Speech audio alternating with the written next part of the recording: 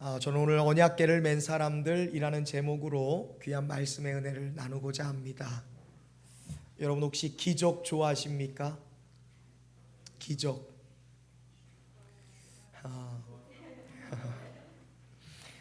사람들은 기적을 좋아합니다. 왜냐하면 기적 자체가 가진 흥미라고나 할까요? 기적이 갖고 있는 그런 관심, 기대 때문에 사람들은 기적을 매우 좋아합니다. 그러나 기적은 변화를 가지고 오진 않습니다.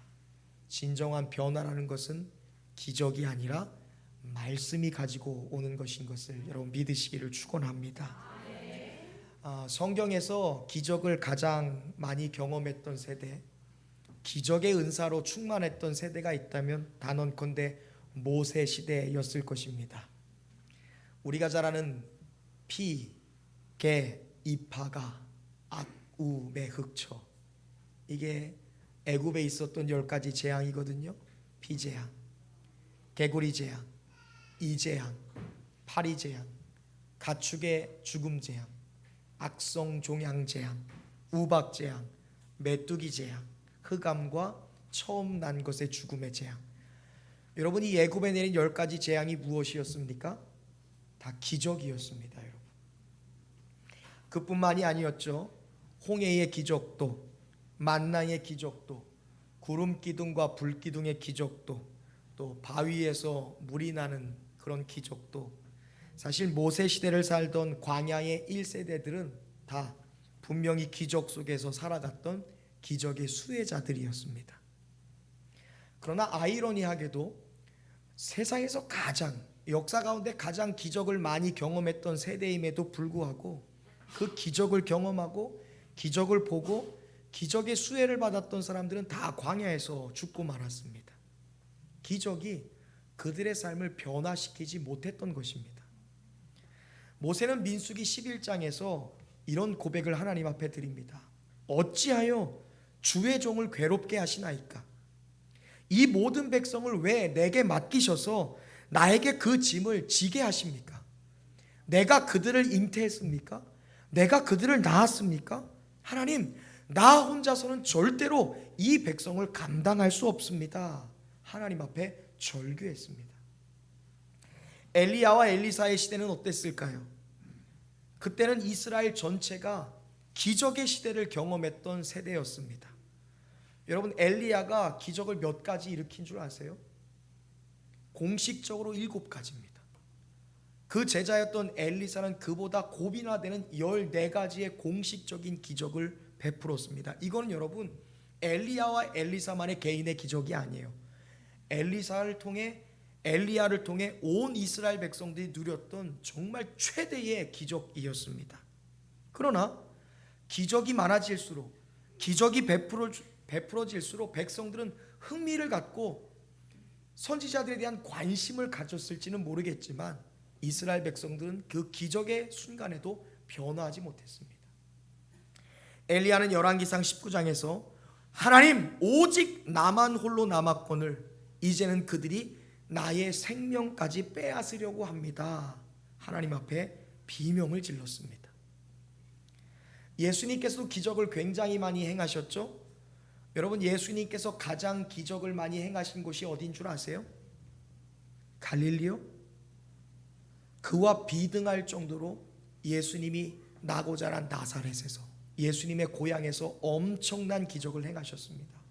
그런데 우리가 잘 아는 것처럼 예수님의 기적을 경험했던 그 고향에서는 변화가 없었습니다. 예수님을 선지자로도, 예수님을 메시아로도, 예수님을 주인으로서도 인정하지 않았습니다. 반면에 사마리아 기억하시죠? 사마리아는 기적이 없습니다. 오직 말씀의 증거만 있었을 뿐입니다. 그러나 그 사마리아 성에 큰 부흥이 있었다는 것은 오늘 우리에게 기적이 변화가 아닌 말씀이 진정한 변화를 만들어가는구나 라는 것을 깨닫게 하는 것입니다. 기적은 우리에게 흥미를 줄 뿐, 기적은 때로 우리의 삶에 이슈를 줄 뿐 절대로 우리의 삶을 진정으로 변화시키는 도구가 아닙니다. 우리의 삶의 진정한 변화는 오직 말씀을 통해서 일어나는 것입니다. 근데 굉장히 흥미로운 점이 있죠. 우리가 신앙생활을 하다 보면 교회 안에 초신자들도 있을 수 있고요, 또 이리저리 이곳저곳을 오고 가는 이 플로팅 신자가 있을 수 있어요. 또 나 안 가 가난한 신자도 있죠. 믿음을 잃어버리고 신앙을 잃어버렸던 그런 성도들도 있고, 오랜 시간 아주 교회를 출석하면서 그 신앙의 모범이 되는 그런 성도들도 있습니다. 어떤 분들은 배에서부터 신앙을 가진 그런 모태 신앙인들도 있죠. 그런데 이 많은 전 세대 가운데 가장 많은 기적을 경험하는 세대가 어느 세대인 줄 아세요? 엄마 뱃속에서부터 교회를 다닌 세대일까요? 어떤 세대가 여러분 교회에서 기적 제일 많이 경험할 것 같으세요? 놀랍게도 초신자입니다. 초신자일 때는요, 말씀이 없어요. 그래서 기적이 많습니다. 초신자들은 기도가 굉장히 단순해요. 하나님, 이 문제 좀 해결해 주세요. 이것 좀 도와주세요. 이것 때문에 너무 힘들어요. 이것 좀 해결해 주세요. 굉장히 유치한 기도입니다. 그런데 그 기도가 굉장히 응답이 빠르고 굉장히 응답이 정확해요. 왜요? 하나님이 기도하면 금방 들어주세요. 왜? 어려서 그래요, 신앙이. 반면에 신앙이 성장하면 어느 순간 삶에서 유치한 기도가 사라집니다. 하나님, 오늘요 이 문제 좀 해결해 주세요. 하나님, 이거요, 이것 때문에 어려워요. 이런 기도 더 이상 안 드려요. 믿음이 성장하니까. 그럼 어느 기도에 응답이 있는가? 믿음이 성장하고 나면 응답받는 기도는 반드시 사명의 기도입니다. 사명의 기도. 여러분, 오늘 우리가 읽은 이 여호수아 3장의 말씀은요, 이스라엘 백성들이 요단강을 건넌 기적의 이야기를 우리에게 소개시켜 주고 있습니다. 이 이야기가 왜 우리에게 소중한가? 오늘 성도들에게 이 말씀이 왜 이렇게 중요한가? 이스라엘이 과거 기적의 세대에서 말씀의 세대로 그들의 정체성이 바뀌게 된 그 전환점의 시작이 된 것이 바로 이 요단강 도하 사건이기 때문에 그렇습니다. 이 요단강을 도하기 이전까지, 여호수아 3장 이전까지 이스라엘 백성들은 기적의 세대였어요. 기적을 경험했고, 기적을 살아갔고, 기적을 꿈꿨고, 기적을 기대하던 세대입니다. 그러다 보니까 그들의 삶에 변화가 없어요. 그러나 오늘 본문, 기적의 세대가 말씀의 세대로 변하는 그 순간 하나님의 기적이 정보가 아니라, 이야기가 아니라 그들의 삶의 실체가 되었다는 거예요. 변화가 된 거예요. 우리가 잘 아는 것은요, 이 모세의 세대라고 말하죠. 이 출애굽 1세대는요 홍해를 건너므로 구원을 받았던 세대였습니다. 곧 이 출애굽 1세대는 홍해를 건너므로 하나님 앞에 구원을 받은 세대였습니다. 자, 이 홍해를 건넌 이야기 우리가 잘 아는 이야기죠. 우리 성도들만 잘 아는 것이 아니라 여러 영화나 드라마나 소설의 소재로 쓰일 만큼 굉장한 사람들의 관심을 끄는 이야기가 이 홍해를 건넌 이야기입니다. 왜 이 이야기가 많은 이야기나 많은 영화나 많은 드라마의 모티브가 되었을까 생각해 보면, 말 그대로 불가능한 것이 가능해진 이야기이기 때문이고, 사람의 노력이나 사람의 실력이 아니라 오직 신적인 권위로 베풀어진 100% 위대한 기적이기 때문에 그렇습니다. 이거는 사람의 상상으로는 절대로 이루어질 수 없는 거예요. 하늘이 두 쪽 나는 것보다 더 어려운 기적입니다. 때는 밤이었어요. 장정만 60만 명의 부녀자와 아이들까지 포함하면 200만 명이 넘는 이스라엘 백성들이, 게다가 수레와 짐승들까지 건너려면 홍해 바다를 이 역사학자들이 계산을 해본 거예요. 아무리 폭이 좁은 곳으로 건넌다 할지라도요, 이 200만 명과 수레와 동물들까지 그 짧은 밤에 건너려면, 새벽까지 건넜으니까 이 바다가 최소 너비가 1km가 벌어져야 돼요. 그리고 길이가 2에서 3km가 벌어져야 됩니다. 그래야 200만 명이, 뒤에 지금 애굽의 군사들이 따라오고 있으니까 하나님이 구름 기둥으로 잠시 그들의 눈을 가리신 거거든요. 그러니까 밤에서 새벽까지 건너는 시간이 나옵니다. 그러니까 너비가 1km가 벌어져야 100명, 200만 명이 건너가는 거예요. 그리고 시간을 계산해 보면 그렇게 바다 가운데 1km, 2km, 3km 갈라진 그 통로가 6시간 동안 유지돼야 됩니다. 안 놀랄 줄 알았어요. 본 적이 있어야지. 여러분, 이 놀라운 기적이요, 출애굽 1세대에게는 거저 주어졌습니다. 기도한 것도 아니에요. 뭐 구한 것도 아닙니다. 노력한 것도 아니에요. 머리 싸맨 것도 아니에요. 그냥 궁지에 몰렸는데 갑자기 그냥 바다에 1km가 되는 구멍이 빵 생긴 거예요. 그리고 그 땅을 마른 땅으로 건넙니다.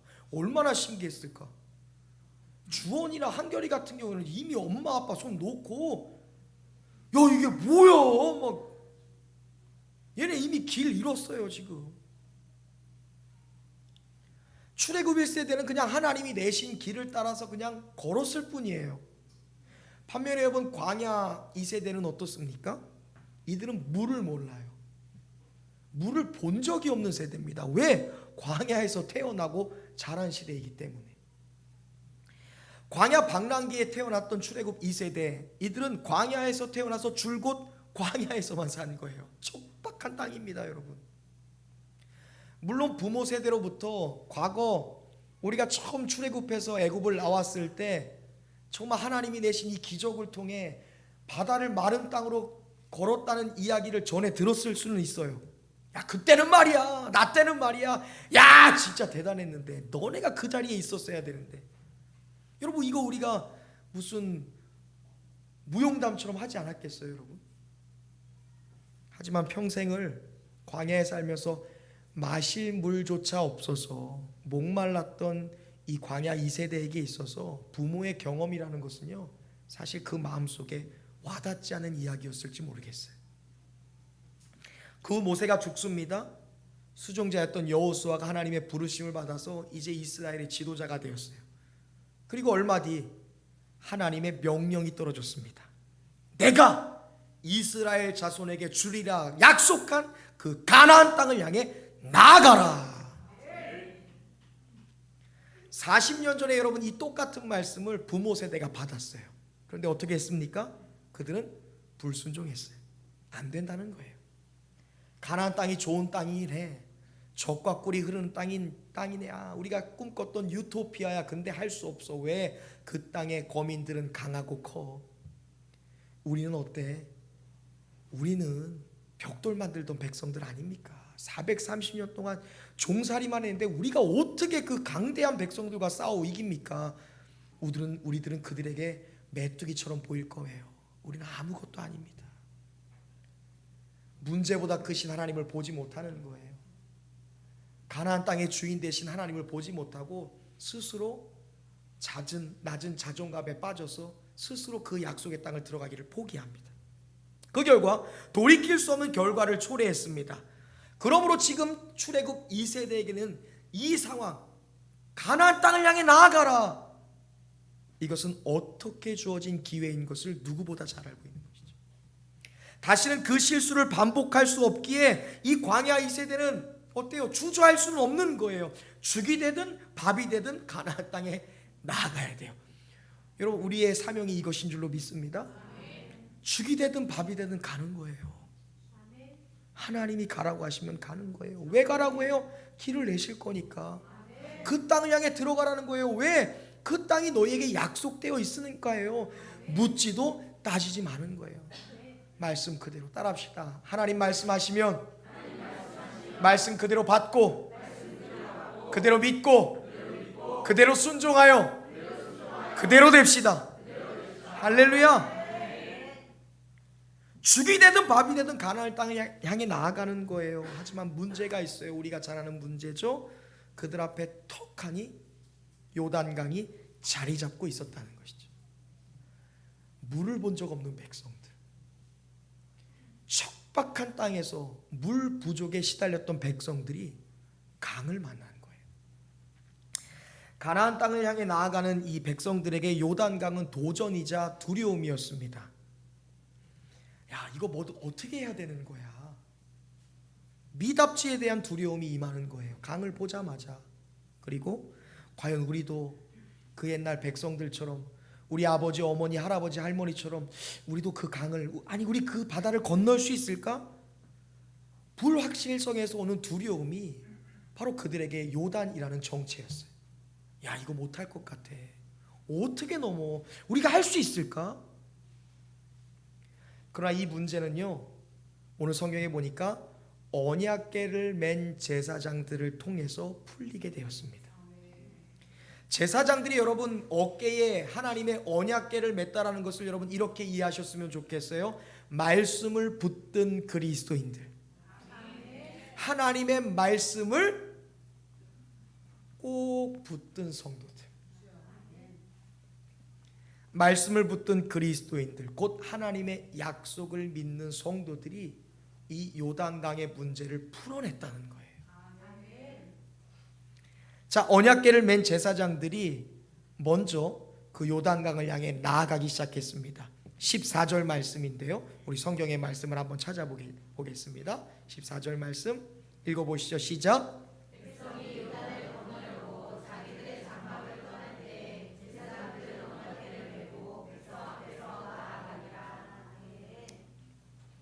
백성들은 물을 본 적이 없어요. 강을 건너본 적도 없습니다. 바다를 태어나서 한 번도 본 적이 없는 사람들은요, 바다 절대 못 들어갑니다. 넘실거리는 파도, 강 쉽게 들어갈 수 있는 곳이 아니에요. 자, 그런데 여러분, 지금 백성들이 요단을 건너려고 자기의 장막을 떠날 때요, 이때 두려운 사람도 있고 민기적대는 사람도 있을 거예요. 야, 이거 어떡하나, 가나, 진짜 가는 거 맞아? 아, 빨리빨리 나오래. 나 가기 싫대. 뭔 소리야? 지금 사람들이 한 명, 두 명 나가기 시작해요. 그런데 지금 장막을 한 명, 두 명 떠날 때에 제사장들이 하나님의 언약궤 법궤를 메고 백성 앞에서 솔선수범하여 지금 나아가고 있는 거예요. 근데 이때는요, 시기상 완벽한 때가 절대 아니에요. 15절 말씀해 보니까 백성이 요단을 건너려고 했던 이 시기를 가리켜 곡식을 거두는 시기였다라고 말해요. 15절 말씀 보세요. 곡식을 거두는 때였다 나오죠. 여기서 말하는 곡식을 거두는 때가 뭘까요? 우리로 말하면 곡식은 뭐예요? 쌀이죠. 벼예요. 근데 이스라엘은 벼 아니잖아요. 뭘 합니까? 보리 혹은 밀을 재배하는 거예요. 이 팔레스타인에서 밀이나 보리를 추수하는 계절이 우리로 말하면 4월에서 5월입니다. 여러분. 이때는요, 팔레스타인 지역에 봄비가 내릴 때예요. 봄비는요, 이스라엘은 강수량이 많지가 않아요. 이 봄비, 이른 비자 늦은 비가 1년 내는 비의 전부입니다. 그리고 여러분 어때요? 봄비가 내릴 뿐만이 아니라 요단강의 근원인 팔레스타인의 가장 북부에 있는 헬몬산이 있죠. 3,000m에 달하는 이 헬몬산의 만년설이 봄철을 맞아서 녹기 시작합니다. 우리가 광야를 생각하면 척박한 사막을 생각하죠. 근데 제가 헬몬산에서부터 성지순례 가보니까 수량이 헬몬산 딱 내려오면, 야, 이게 이스라엘이라고 싶을 정도로 거의 폭포예요. 폭포. 그 헬몬산에서 내리는 이 물이, 강이 사람이 건널 수 없는 이 급류입니다. 급류. 그게 여러분 사해 바다까지 230km가 넘게 직선으로 흐르는 강이에요. 요단강이. 이 4에서 5월 곡식 추수하는 절기에는요, 요단강이요 범람을 해요. 그래서 이 요단강의 깊이가 최소 5m입니다. 여러분, 급류가 되는 거예요. 사람 절대 못 건넙니다. 여러분, 그거를 지금 생전 물이란 물은 마신 물조차 보지 못했던 백성들이 그 강을 건너요? 불가능이에요. 그래도 건너야 돼요. 왜? 하나님이 말씀하셨으니까. 왜 건너야 됩니까? 하나님의 때가 지금이라는 거예요. 사람의 타이밍은 아니야. 이거는 최고의 적기가 아니에요. 어떻게 이때를 건너? 괜히 건너다 사람 하나 빠지면 문제 생기면 어떡하냐는 거예요. 근데 이게 하나님이 봤을 때는 지금이 타이밍이라는 거예요. 왜? 하나님이 말씀하신 타이밍이니까. 여러분, 상황이 완벽한 때라는 것은 없어요. 하나님이 말씀하신 때가 우리에게 가장 완벽한 때인 것을 믿으시기를 바랍니다. 하나님이 무엇을 말씀하십니까? 12절과 13절 말씀 같이 읽어보겠습니다. 12절 13절 읽습니다. 시작.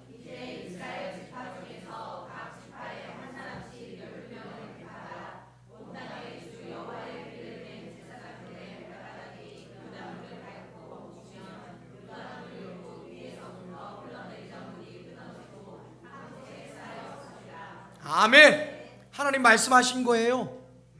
언약궤, 나의 법궤를 맨 제사장들이 앞을 향해 나아가라. 범람하고 넘실된 요단강이라 할지라도 그들이 말씀에 의지하여 내 약속을 붙들고 발을 디디는 그 순간 물이 멈추고 끊어지게 될 것이다. 마른 땅이 드러나게 될 것이다. 하나님이 말씀하셨으면 그때를 따라가는 게 타이밍인 거예요. 자, 이 말씀 그대로 하나님의 언약궤를 맨 제사장들이 하나님의 말씀과 이 약속을 붙들고 강을 밟아버립니다. 그러자 당장이라도 삼킬 것처럼 넘실대던 강력한 강물의 흐름이 바뀌어버려요. 16절 말씀해 봅니다. 위에서부터 내리던 물이 아담 성읍이 무너져요. 물의 길이 바뀌어서 한 곳에 모입니다. 댐이 형성되는 거예요. 그 결과 동쪽 사해를 향해, 여매를 향해 흘러가던 물까지 완전히 끊겼다라고 말하는 거예요. 이건 성경의 기록인 거예요. 사해까지 넘실넘실 거려서 큰 급류가 돼서 흘렀던 그 강에 물길이 완전히 바뀌어버리는 거예요. 흐름을 깨버리는 거예요. 완전한 변화예요. 말씀에 의해 변화가 시작되는 거예요. 이전까지는 여기서 주술해도 안 돼. 저 같으면 이럴 것 같아. 그러니까 물길을 바꾸는 거예요. 믿음 있는 거기다가 바로 너야 너야 막 이가겠지. 마라의 쓴물에 나무떼기 던졌던 기억은 있으니까 현지성도 오빠 나무 좀 갖고 와봐. 던져보자. 막 던졌을 수 있어. 아무런 역사 안 일어납니다. 근데 말씀에 의지했더니 도저히 넘을 수 없는 그 강의 흐름이 변화시켜버려요. 우리의 삶도 똑같아요. 넘실거리는 어려움, 문제, 우리 앞에 직면한 고난들, 역경들, 말씀 때문에 변화가 시작되는 거예요. 자, 요단이 바뀌었어요. 문제가 사라졌습니다. 여러분, 우리 사람을 동물로 비유할 수 없지만 우리를 동물로 비유하면 우리는요, 어떤 동물이에요? 척추동물입니다. 척추동물의 특징이 뭔 줄 아세요? 겉은 물렁해요. 속만 딱딱해요. 강한 척 하지 말라는 거죠. 그런데 여러분, 갑각류 아세요? 갑각류는 인간과 반대입니다. 겉은 굉장히 딱딱해요. 속은 말랑해요. 갑각류 뭐 있어요? 가재, 게, 랍스터, 새우. 좋아하시죠? 또 우리 현지성들이 새우 얘기하니까 오빠 나 이것 좀 까줘. 야, 현지야 너 몇 살인데? 아, 까줘 현지 아파. 그럼 집사람이 막 까주는 거야.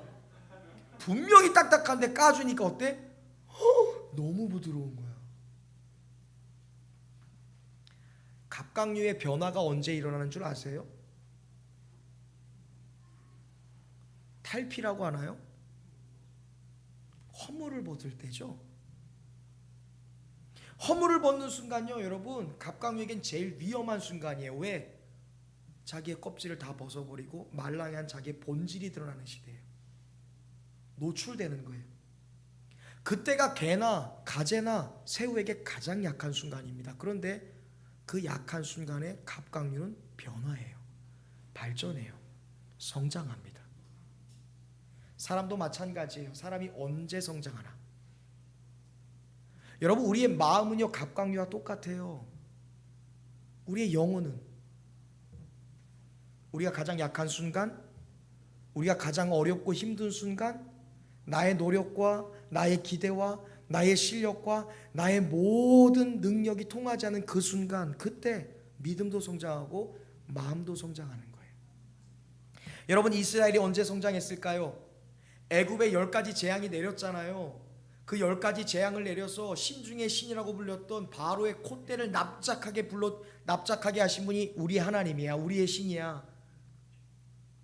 그 하나님께서 바다를 여셔요. 우리는 마른 땅으로 건너는데 뒤돌아보니까 애굽의 병사들은 다 수장돼 죽어요. 여러분, 이 정도 되면 여러분 백성들이 어떻게 했어요? 어깨 빡 피면서 떵떵거리면서 여러분 야! 막 좋아하지 않겠습니까? 그때 믿음이 자랐을까요? 출애굽하면서 하나님이 함께 하셔 하면서 430년 동안이나 자기들 노예로 부렸던 그 사람들한테 먹을 거 요구하고 양떼 소떼 요구해요. 근데 애굽 사람들이 방금 전까지만 해도 종이었는데 순순히 먹을 거 주더라고요. 그때 그들의 믿음이 자라났나요? 아무것도 할 수 없을 때 아니에요. 갈라진 홍해 건너고 수많은 것을 경험했을 때 그들의 믿음에 자란 것이 아니라 아무것도 할 수 없었거든요. 아무것도 통하지 않는 시간에 말씀 따라 약속 따라 다만 걸었더니 마침내 마른 땅이 되어 갈라진 요단에서 이스라엘의 믿음이 성장하더라는 거예요. 그러므로 사랑하는 성도 여러분, 약할 때, 불가능할 때, 불확실할 때, 두려울 때 하나님의 말씀을 붙들고 말씀 안에 적혀있는 약속을 붙들고 하시는 말씀 그대로, 그게 물이든 불이든 뛰어들고 도전이든 시험이든 두려워하지 말고 순종하고 먼저 땅을 밟는 성도들 되시기를 주님의 이름으로 축원합니다. 저는 우리 성도들이 누가 되었든 상관없어요. 아버지든 어머니든 자녀든 부모든 상관없어요. 여러분이 먼저 말씀으로 그 땅을 밟는 사람들 되시길 주님의 이름으로 축복합니다. 나아가 우리가 주목할 것이 있는데 요단강 도하 사건 이후에 대한 기록이에요. 굉장히 중요해요. 17절 말씀 한번 읽어보겠습니다. 읽습니다. 시작.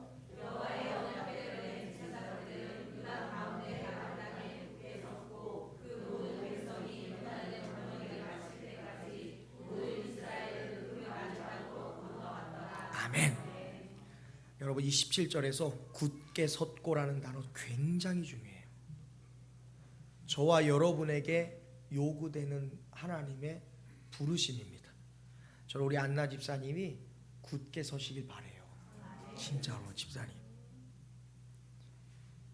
우리 민지가 가정에서 굳게 서 있을 수 있기를 바랍니다. 이기옥 권사님 굳게 서 계셔야 돼요. 자, 여러분, 민수기 26장에 보면 마지막이에요. 이제 여기 보면 2차 인구조사가 나와요. 하나님이 모세에게 주신 거의 마지막 명령입니다. 너 가나안 땅 들어가기 전에 백성들 계수해. 너네들의 실체를 알라는 거야. 그때 장정만 60만 명입니다. 어린아이와 여자까지 하면 200만 명이에요. 자, 보세요. 200만 명이 지금 이 갈라진 요단강, 말라서 변화된 요단강을 건너요. 근데 그 건너기를 마칠 때까지 언약궤를 맨 제사장들이 강 한복판에 서 있다라는 것을 여러분 기억하셔야 돼요. 여러분들에게 이러한 자세가 필요해요. 여러분, 말씀 따라가고 말씀 붙들고 먼저 나가는 것도 중요한데 그거로 부족해요. 끝까지 말씀 붙들고 버티고 서서 견디는 영성이 필요한 거예요. 여러분, 상상만 해도 두려운 일 아닙니까? 방금 전까지만 해도 넘실거리던 강이 언제 다시 우리를 덮칠지 몰라요. 기적이 언제까지 끝까지 이루어질 거란 걸 보장하지도 않잖아요. 또 생각해 보세요. 언약궤의 무게가 이거 조각목 찢뒷나무로 만들어서 온갖 금으로 도배했으니 이게 엄청나게 무거웠을 거라고요. 그 언약궤에 어깨에 메고 있다고 생각해 보세요. 어깨 빠져요. 힘들다고 이렇게 뒤로 돌아서서 바꿀 수 있는 것도 아니고 손 댔다가 그냥 그 자리에서 즉사합니다. 그 자리에서 그냥 경비병 쓰듯이 있는 거야. 몇 시간이 되는지 몰라요. 꼼짝 달싹 못한 채 최소 반나절 이상 그 자리에서 그냥 서 있어야 돼요. 건너고 있으니까. 근데 중요한 게 뭐냐면 17절 말씀에 보니까 그들의 버팀 때문에, 그들의 견딤 때문에 200만 명이 넘는 이스라엘 백성들이 요단을 기적적으로 건너게 된 것을 여러분 믿으시길 바래요. 그 사람들 때문에 건너는 거야. 뭐가 그 사람들이 믿음이 있어? 아무것도 없어. 언약궤를 메고 발을 디디고 갈라진 그 틈을 통해 요단강의 중간에 서서 모든 백성이들이 건널 때까지 버티고 서는 거야. 우리 한옥화 집사님이 우리 가정을 위해 버티고 서는 거야. 말씀으로. 내 아들이 돌아올 때까지, 내 남편이 기적적으로 예수 앞에 설 때까지 버티고 견디는 거야. 믿음은 애문하다. 견디고 버티는 거다. 그 사람이 필요해요. 그 버티고 견디는 사람 때문에 내 가족이 사는 거예요. 우리 교회가 사는 거예요. 이 나라와 이 민족과 열방이 사는 겁니다. 여러분, 너무나 중요한 인사이트를 얻죠? 믿음은 무언가를 하는 게 아니에요. 뭔가 있어야 되는 게 아니에요. 그냥 굳게 서서 버티고 견디면 하나님의 구원 역사는 이루어지는 거예요. 가장 바보 같지만 가장 위대한 게 버티고 견디는 거예요. 하던 일 계속하면서 버티고 견디면 생명의 역사가 이루어지는 것을 믿으시기를 바랍니다. 예전에 제가 극한 직업을 좋아해요. 극한 직업 좋아하시죠? 거기 보니까 돌산에서 일하는 석공들의 이야기가 나오더라고요. 먼지가 엄청나고 굉음이 엄청나. 그냥 돌산에서 석공이 일한다는 것 자체가 극한 직업이야. 제가 좋아하니까 뭐가 얼마나 재밌나 했는데 거기 나오는 석공들에 대해서 감동한 게 아니라 하나에 꽂혔어. 보니까 산 하나가 암석이더만요. 근데 이거 포크레인으로 못 쪼갭니다. 그럼 어떻게 하는가? 그 큰 암석에다가 구멍을 뚫어요. 그리고 거기다가 나무 쐐기를 박아. 아니 그 돌을 쪼개야 돼. 포크레인도 바바바바바 못 뚫어요. 하루 종일 이 드릴 갖고 왜 그럼 반나절하면 구멍이 요만큼 뚫리는 거야. 거기다가 나무를 갖다 박아. 그리고 물을 부어. 하루 지나잖아요. 이거 찾아보세요. 포크레인이 못 쪼개는 그 암석이 반으로 빡 갈라져 있어요. 제가 이거 보고 충격받았어요.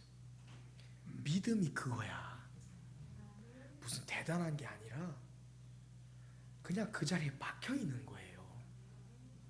우리 정규식 집사님, 정말 우리 집사님 대단해. 우리 박수 한번 합시다. 우리 집사님 복지사로서 예수 믿지도 않는 사람들 틈에서 얼마나 힘들어. 근데 난 우리 집사님 대단해. 버티고 견뎌. 집사님은 거기에 그냥 나무 쐐기가 돼서 박혀 있는 거야. 뭐 특별한 거 하는 게 아니야. 갖다 물 부어. 성령이 기름을 부어줘. 하나님의 말씀의 은혜가 부어지는 거야. 그러면 그 은혜로 충만해서 집사님이 거기서 가만히 박혀 있으면 하나님이 가만히 성장시켜 불어서 몸무게 늘어나는 거 말고 그 자리에서 인정받게 하시고 영향력 생기게 하시고 리더십 생기게 하시고 그래서 그 공간을 변화시키더라는 거예요. 믿음을 가진 성도가 해야 될 일이 있다면, 만약 우리의 삶에 문제가 있고 가정에 어려움이 있고 뭔가 풀어지지 않은 숙제가 있다면 먼저 들어가세요. 당신이 해! 옆편 내가 말이야 왜 그래? 당신이 해야지! 내가 밖에서 일하는데 아니에요.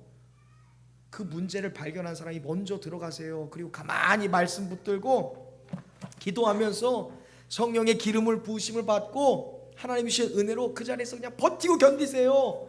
하나님이 여러분을 성장하게 하세요. 그리고 언젠가 우리 앞에 있는 문제를 다 쪼개고 다 깨트리시는 그런 은혜를 경험하게 될 줄로 믿습니다. 오늘날 한탕주의, 물신주의, 탐욕주의, 공짜주의로 세상은 기적을 바라고 있습니다. 그러나 여러분 성도들은요, 기적이 아니라 말씀으로 살아가는 사람들이고 요행이 아니라 말씀으로 세상을 바꿔가는 사람들인 줄로 믿습니다. 여러분, 저와 여러분이 반드시 말씀 붙들고 나아가기를 소망합니다. 그때 반드시 그 말씀의 능력으로 세상이 바뀌는 것을 보게 될 줄로 믿습니다. 그리고 어렵고 힘들더라도 다른 거 의지하지 마세요. 이 말씀 붙들고 견디시길 바랍니다. 그때 여러분 생각해 보는 거예요. 언약궤를 맨 제사장들이 생각해 보는 것이요. 요단강 가운데서 그 언약궤를 맺는 게 어깨도 빠질 것 같고 좀이 쑤셔서 막 미칠 것 같고 이거 언제까지 계속해야 되나 의구심도 들지만 그 사람들이 버티고 건딜 때 구원의 줄이 계속 이어지는 것을 눈으로 보는 거예요. 야, 구원받았구나. 야, 넘어갔구나. 야, 이게 6월절이구나. 야, 이게 구원이구나. 여러분이 말씀 붙들고 건디고 서는 그 순간 여러분의 그 견딤을 통해 여러분의 그 버팀을 통해 생명 살림의 역사가 이어지는 것을 보게 될 줄로 믿습니다. 저와 여러분들이 이제 열매 맺는 계절이 돌아왔습니다. 오늘 언약궤를 맨 제사장들처럼 그런 영광된 자리에 서서 그리고 수많은 생명들을 살려내는 수많은 변화들을 이뤄내는 살아있는 기적이 되시기를 주님의 이름으로 축원드립니다. 기도하겠습니다. 하나님, 우리 앞에 도저히 경험한 적 없는 우리를 두렵게 만드는 요단에 도전이 있을 수 있습니다. 어떻게 할까요? 돌아갈까요? 포기할까요? 아닙니다. 하나님이 건너라 하셨으니 우리 목적지로 가는 그 길을 가로막고 있는 방해 요소라면 반드시 그 방해 요소를 쪼개고 넘어가야 될 줄로 믿습니다. 무엇으로 할까요? 실력인가요? 지혜인가요? 민첩성인가요? 물질인가요? 사람인가요? 아닙니다. 하나님 말씀 붙들고 그 강을 넘어가게 하여 주옵소서. 우리 사랑하는 성도들 어디든 아버지 요단의 어려움과 문제들을 만날 때 우리가 먼저 말씀 붙들고 먼저 뛰어들어가는 성도들 되게 하여 주옵소서. 그리고 그 자리에서 힘들고 어렵고 아버지여 너무너무 견디기 힘든 괴로움이라 할지라도 말씀 붙들고 주님이 주시는 말씀의 물, 성령이 부어주신 성령 충만의 물을 받고 그곳에서 버티고 견디게 하여 주옵소서. 그때 요단강이 갈라지듯 문제도 걱정도 근심도 아픔도 쪼개지게 될 줄로 믿습니다. 무엇보다 우리 사랑하는 성도들 인가기도 가족의 구원을 위해 기도하는 성도들이 있습니다. 힘들고 어려운 외로운 싸움입니다. 그러나 말씀 붙들고 나가고 견디게 하셔서 나의 견딤을 통해 아버지여 구원받은 백성들의 줄이 이어지는 것을 눈으로 목도하게 하여 주옵소서. 우리 모든 성도들 영광된 자리에 서로 살아가는 살아있는 기적들 살아있는 신앙의 전설들로 기억되게 하여 주옵소서. 예수 그리스도의 이름 받들어 감사드리며 간절히 기도하옵나이다. 아멘.